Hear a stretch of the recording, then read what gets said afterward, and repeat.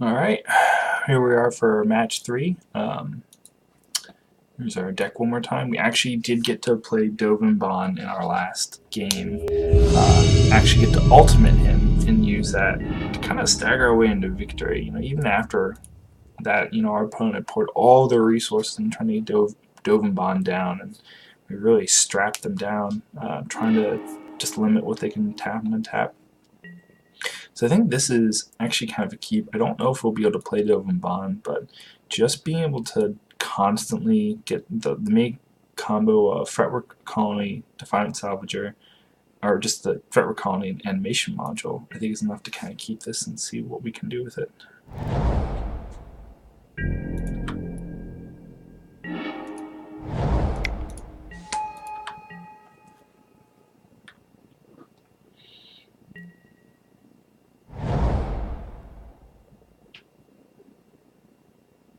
Because we kind of had after we played the Defiant Salvager, we kind of had the ability to just run away if they don't have much interaction.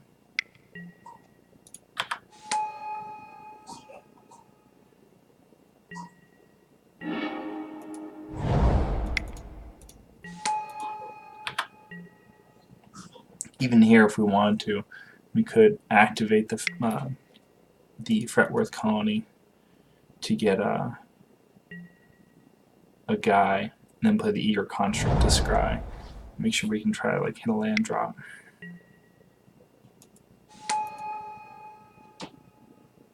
He's playing some fat guys.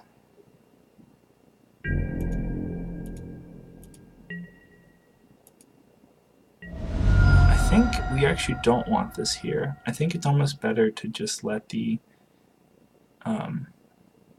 get the Defiant Salvager out.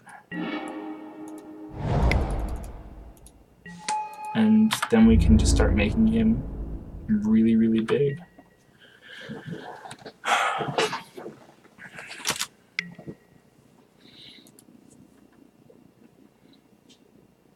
Because next turn, the Kingpin will be able to block the Fretwork Colony, but we can make our Defiant Salvager into a 4/4 really easily. And then also have 3 1/1 creatures to just run around with. And then there's Gonti.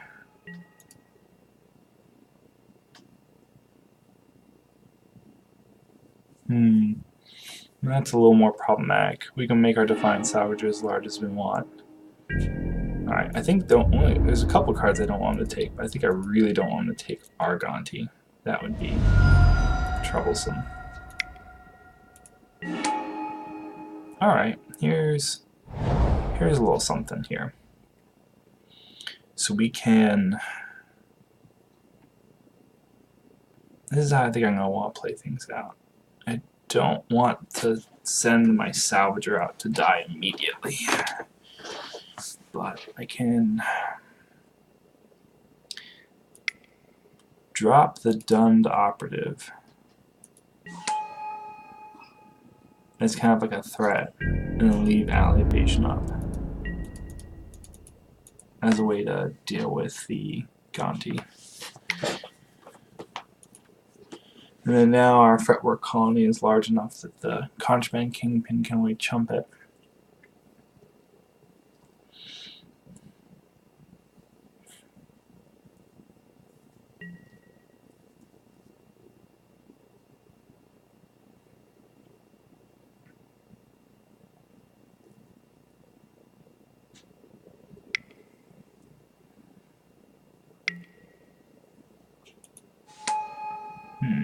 If he makes his discard, I think the Eager Construct is going to go.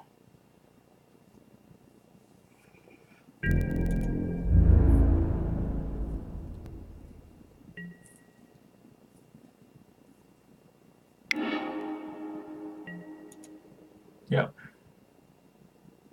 Hold on to the Dovin for now. See what we can do.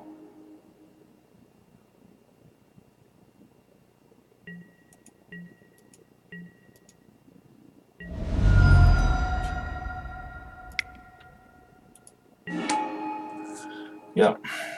So we're actually pretty close to being able to do a Fen Crawler here. So I think we're going to do sacrifice a servo, pay 1 for animation module, sacrifice a servo, pay 1 for animation module, and just start chipping on in. See what he wants to block. I think he'll probably want to get rid of the Defiant Salvager here. But who knows? May have something else in mind. The lesson of the story is that we'll actually probably get out the Fen Crawler next turn. If we can hit a land, it makes it easier. If not, it's still possible. We have, I mean, we have 7 artifacts, so we'll tap 1, make an extra servo, tap everything else, put out the Fen Crawler. So if we can get him to block with the Gonti now, it only makes it easier for us later. And I believe he still has that card in exile. Oh, we have a card in exile that he can cast. Just don't know what that is.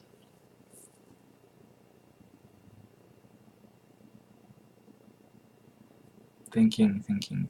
Wow, he wants to get rid of the Fretworth colony. That is kind of interesting. So we might end up having to save our Defiant Salvager from some sort of removal or playing like an extra large creature.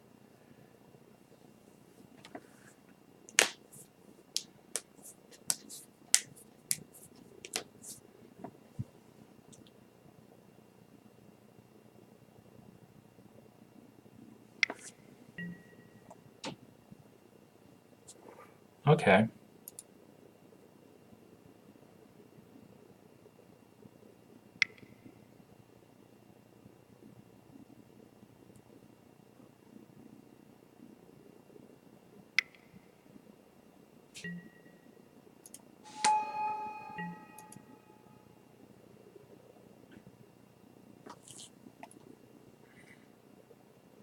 Gives him another scry.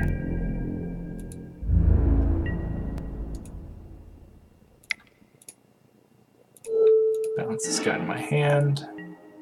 This is a nice engine piece. 7.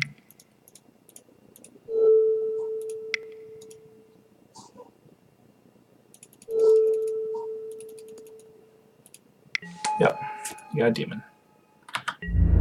I think that's important just to run out because now he has a discard. He's tapped out. He's gonna just start running out of cards, and then we have our whole little combo with the Defiant Salvager. And the more lands we get, the better that gets. The more things we can do, the more that gets better. So he had to get rid of a draw 3. So it may mean he has a removal card for the Herald. Yep, removal card. That's still not bad.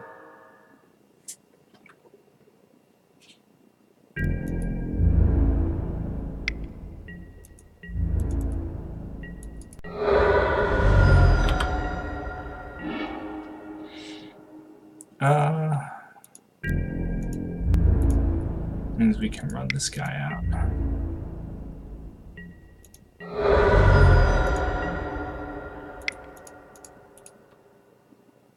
I think I'd like to get the Fen Crawler out here.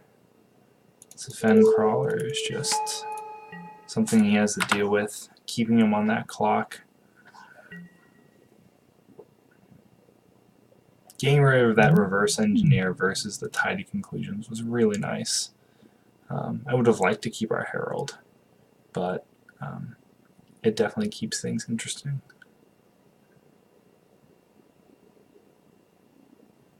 Also means that a later turn, once we get our Defiant, our Salvager with a +1/+1 counter on it, we can drop the Foundry Hornet and just start attacking with our little servo dudes.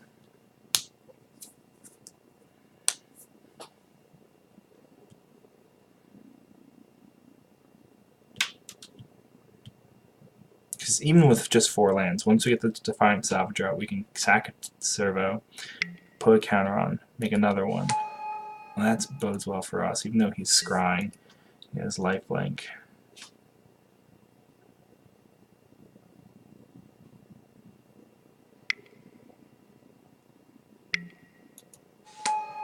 That's going to be a little more annoying. No, the artifact creatures can't block. Can't be blocked by artifact creatures. That actually works nicely for us.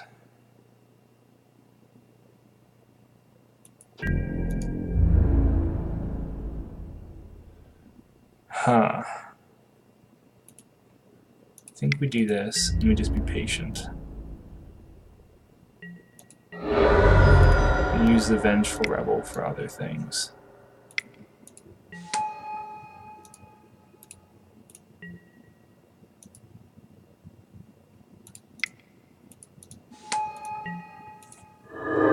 So next turn, if we want, we can sacrifice an artifact, play the Vengeful Rebel. We can actually just use the Vengeful Rebel to clear out his 3/1.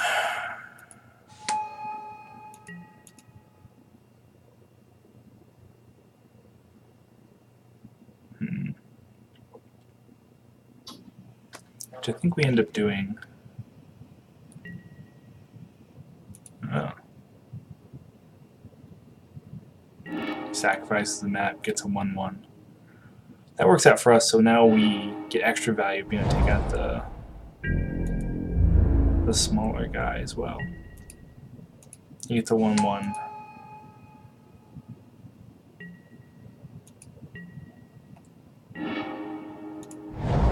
Yep, still working out. So,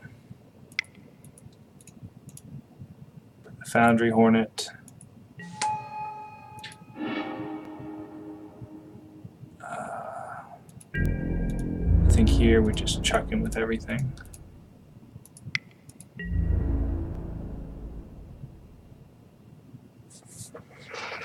If he wants to double block here, he can. Yeah, no, he kind of knows the writings on the wall. So we go to game 2. Hit some artifacts, hit a couple kill spells. I think the Resourceful Return is still pretty good to bring in. Maybe bring out the Malfist squad. I'm trying to really think what I would want to bring in. He's got the ability to do the whole, make his own bit of 1/1s. But we have the Hornet for that. He also has the Gonti card that we never really figured out what it was. Makes me always wonder that maybe Aerial Modification would be a bad card. He had a lot of ground creatures, he didn't really have any flyers.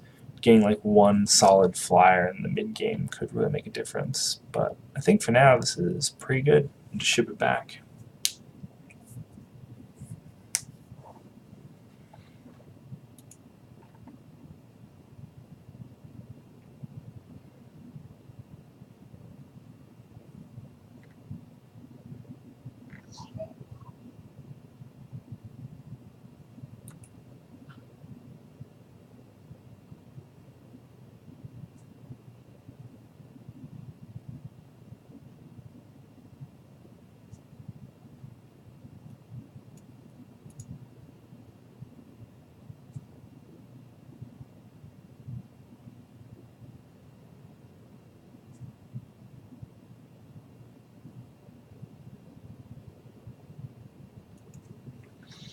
So let's see.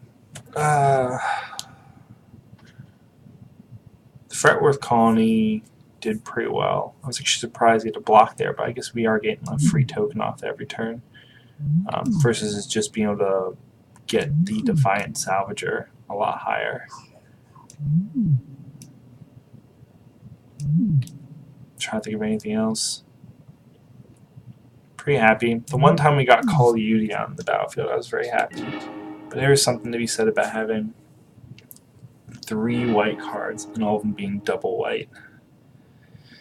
I think I end up pitching this just because we have 2 cards in our hands that are very, very hard to cast.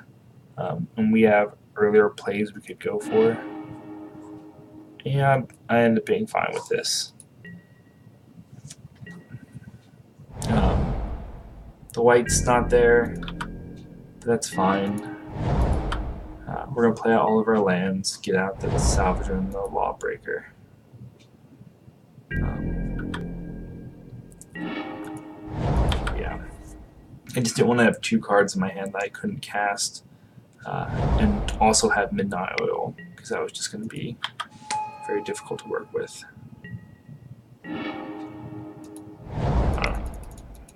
Throw out Defiant Salvager. We can either do Lawless Broker or Gonti. I think I kind of like Gonti more.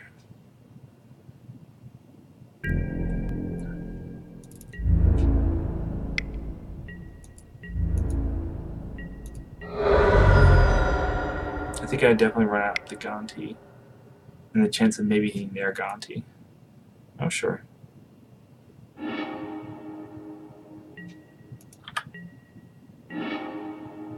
Would like to hit their Gonti. Oh my goodness. I think I take this. I think I can't do anything else but take this. Wow. That is kind of nice. I was almost going to take the island, but nope, that's fine.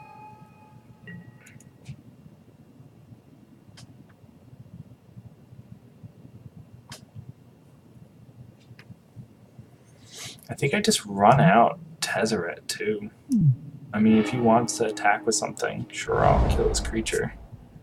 But as long as we're sitting around making friends, kumbaya style.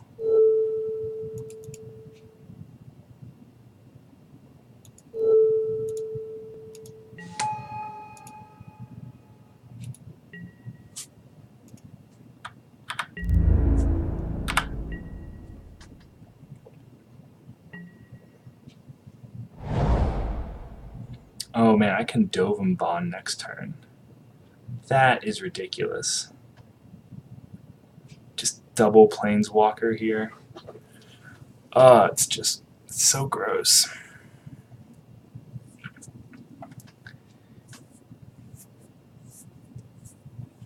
Just lock down Gonti, make it so it can't really attack. It's just filthy. Really, really filthy.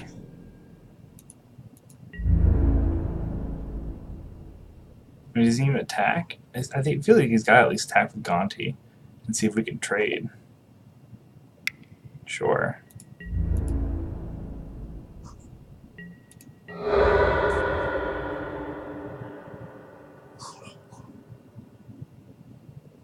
Like, you have to. You have to try.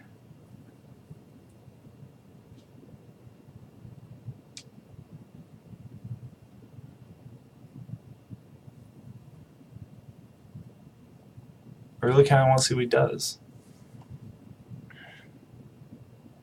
So next turn we can, I guess we'll drop out Dovin Bond. We need 1, 2, 3. If we get in our land, we can play the Lawless Broker. And just kind of shore up behind our two Planeswalkers, one that we stole and one that's just kind of ours. And I guess we still have the card in exile. I don't really know what it is. And then we can play Midnight Oil and just be like, oh, alright, we'll just offset all of the life we're losing to other things. I don't know. I'm not sure what he's going to play here.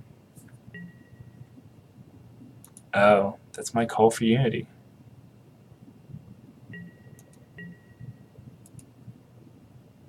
That's kind of funny. Alright, so let's create this token. Go for blue.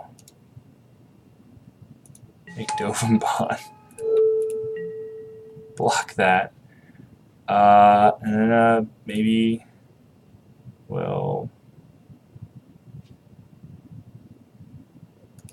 sacrifice this for a Lawless Broker. Let's kind of sit back and live the chill life.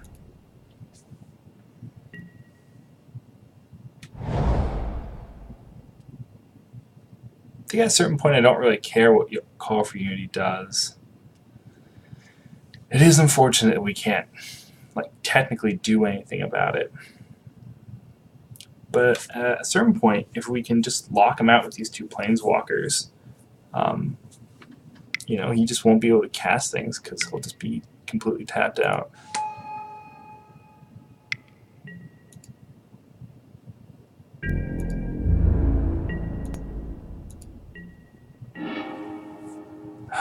So let's see here.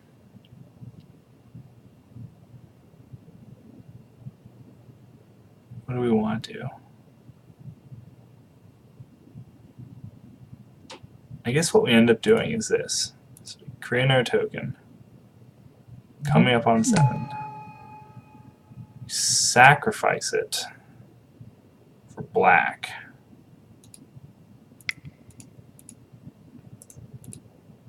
And then play Vengeful Rebel.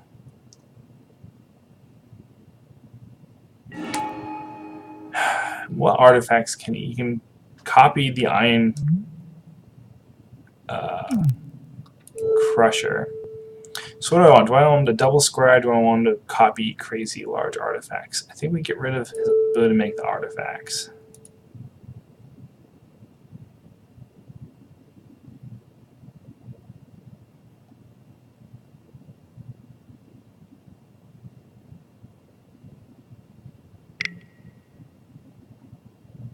Sure.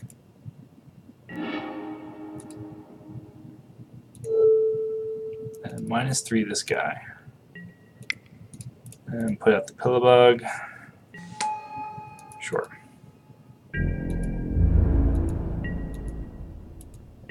Pillowbug is actually pretty threatening if we can get 2 more ticks on Tezzeret. Because then our Pillowbug comes to 5/5. And that's pretty discouraging to have to deal with. You might have to end up -3 in that guy.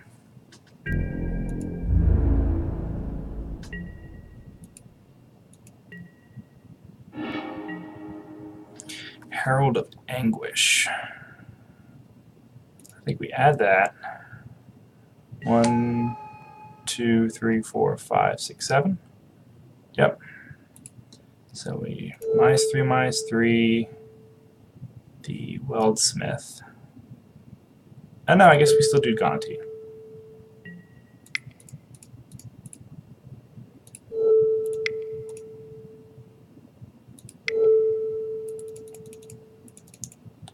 Wait, throw out the demon. So now he's got to discard his last card. Sit back, enjoy the pain train. And I guess he'll be able to scry. Look for some action.